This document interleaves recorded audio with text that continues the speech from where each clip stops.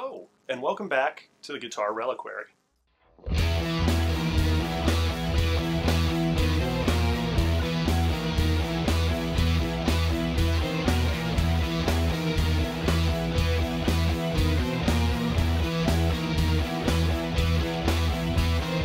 On today's episode, I'm going to be taking you through this Les Paul Standard 60s Faded model. The Les Paul Standard Faded models came out last year and differ from the regular standards in that they have a satin nitrocellulose finish instead of a gloss nitrocellulose finish. They also only come in one color for each model. The 50s comes in a honey burst and the 60s comes in this cherry burst color. Hopefully someone who's more knowledgeable about the burst colors can comment about what the exact burst is on this. To me it looks a little bit tomato soup-esque because it has a very orange center portion and then the red outer portion. So what makes this a 60s model as opposed to a 50s model is essentially two things.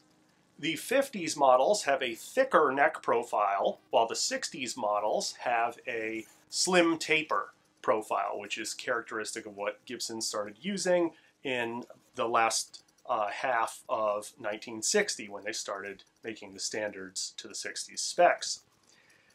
They also have different pickups. So this originally came with the 61 rhythm and treble pickups, which are what come in the 60s models. The 50s models have a different set of pickups. And then finally, this did have the original reflector knobs, but those have since been replaced by top hat knobs. So this guitar I just got in a trade very recently, and it has some modifications that I'm going to talk to you about as we go along. So when we look at a Les Paul Standard, it has some common ingredients amongst all the standard models. So a Les Paul Standard has a 24 3/4 inch scale length, which is standard for Les Pauls and SGs, other classic Gibson models. It comes with a stop bar tailpiece and a tunomatic, and this is the new style tunomatic that does not have the retaining wire across the saddles and instead just has the saddles set in to the bridge. It's a great design, but be careful when you take the strings off because the saddles can fall out. This has, of course, the bridge bushings on it, you can see from the side, as opposed to having the post drilled directly into the body. Has two humbuckers, of course, that are PAF style, patent applied for style, three-way Gibson switch, and then, of course, our bridge volume, bridge tone, neck volume, neck tone setup. The standard models now do not come with any coil tapping or coil switching or phase or anything like that. That is something that is reserved for the classic models, the traditional pro models, and also the modern models. And then depending on the signature model you get, they may have some switching options as well. This has the classic mahogany body. It is a two-piece mahogany body, which is common for standards. The one-piece bodies are rare to find in a Gibson USA. Most of the Gibson Customs are one-piece bodies, but the USA ones are generally two-piece now.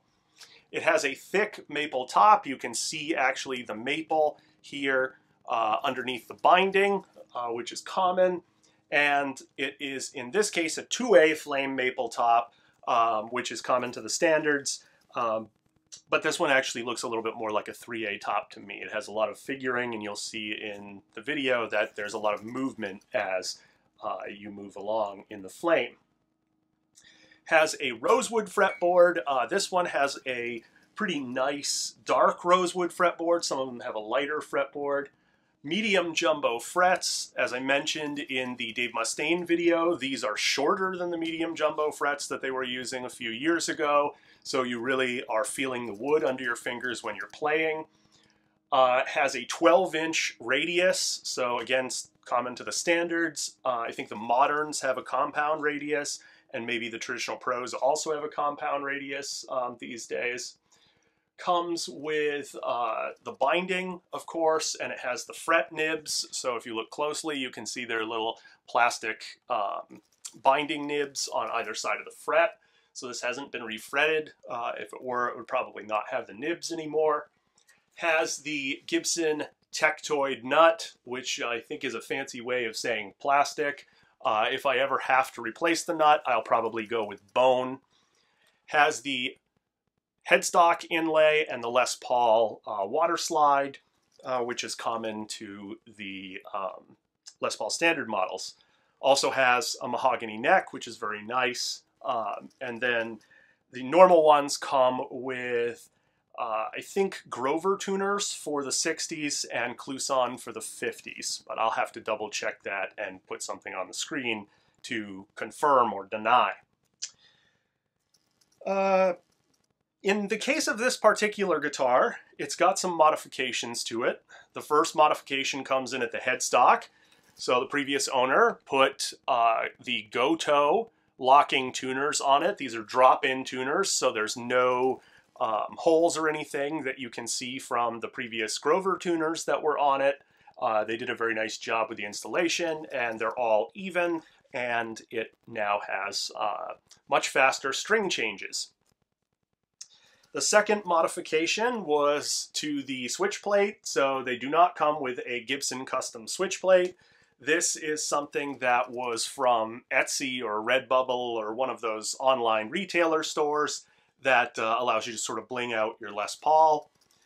And then the other differences are the knobs. So these are gold top hat knobs, and I actually was playing this for the demo and I had to chuckle because these top hat knobs go to 11 as opposed to going to 10. So I'll try to put a picture of that up there.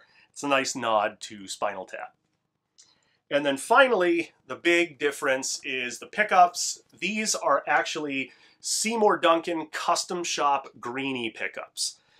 These pickups came out before the Green Magic pickups that Seymour Duncan now makes, and obviously before the Kirk Hammett Greenie model came out.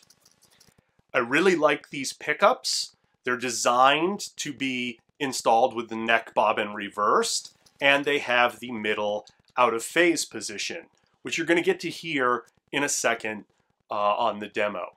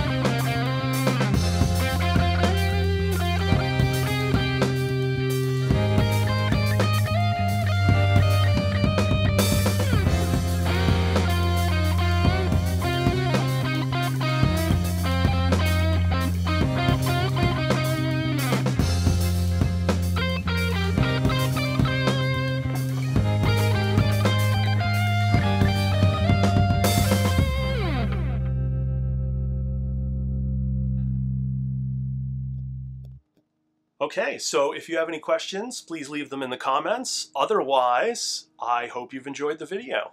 See you next time.